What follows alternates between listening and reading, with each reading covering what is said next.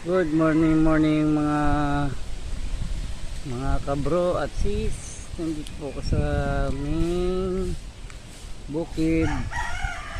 Kasalukuyan pong nagbibideo sa nangyaring bagyong Yuan.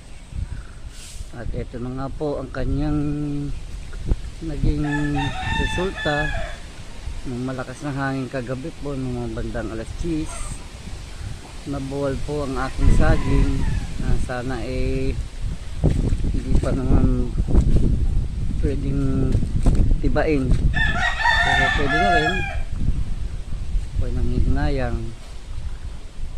Mamayang pakukuha ko yan mamaya sa misis ko. So devastating talaga yung nangyari. Sobrang lakas ng hangin kagabi. Ito po ang area po ng aking bukid. So dito po kami natulog kagabi.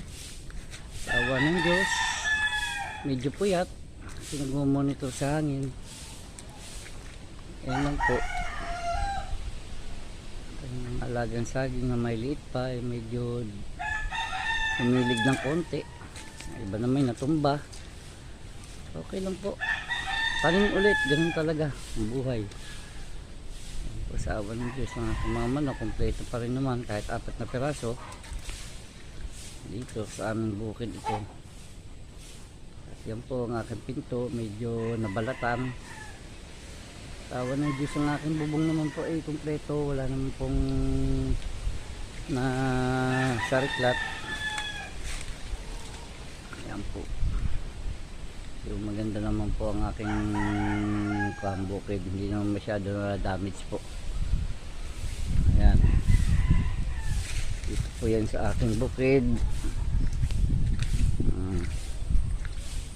So, maano lang talaga, madumi gawa ng mga dahon tsaka may liit na kahoy na nalaglag mula sa taas. Ayan, sawa ng Diyos, nandun pa aking nyug. Hindi naman siya nasira masyado. Yan. So hopefully mapis daw ang labas ng bagyo. So wala na.